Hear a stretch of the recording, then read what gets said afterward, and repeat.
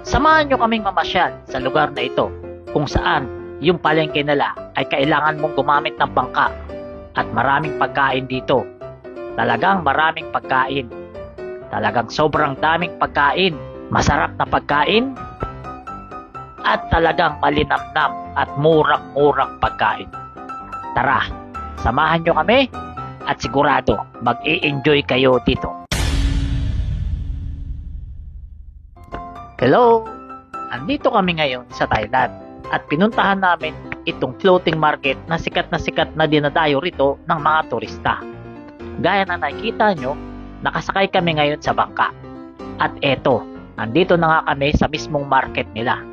Dito, pwede kang mamili ng lahat ng mga paninda nila rito. Maraming mga display at design na kung ano-anong pwede mong mabili at iuwi sa Pilipinas.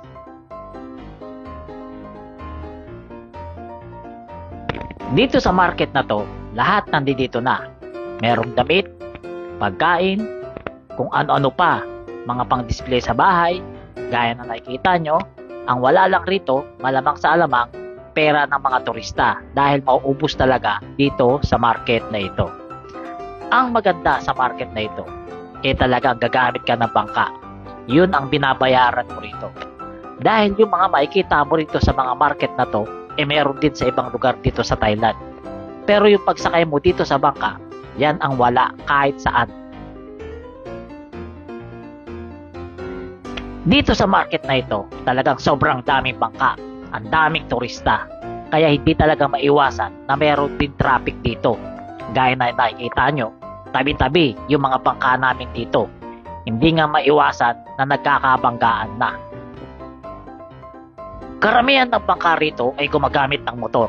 Pero itong sinanay, kita nyo, mano-mano lang ang ginagawa niyang pagsagwan.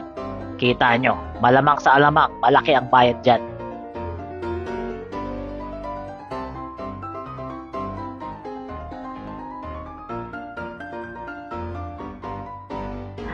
So eto, pauwi na kami. At nakikita natin, maging sa pag-uwi namin, meron pa rin talagang mga market na sunod-sunod. Dito, masarap mamili. Masarap mamili kung talagang sobra-sobra ang pera mo. Pero kapag kulang ang pera mo, hanggang tingin-tingin ka lang talaga. Meron din pala rito mga kainan na ganyan. Yan, masarap na pagkain ang nandiyan dyan kasi marami kumakain na mga turista. So, payo ko lang, kapag pupunta kayo rito sa Thailand, huwag niyong papalagpasin pumunta sa lugar na ito. Talagang napakaganda rito. Sulit na sulit talaga ang bakasyon mo kapag ito ang napuntahan mo. Yun nga lang, medyo malayo lang talaga ito doon sa Bangkok. Kung hindi ako nagkakamali, 2.5 oras ang biyahe namin papunta lang dito sa lugar na ito. So yun guys, nakita nyo yung trip namin dito sa floating market na to.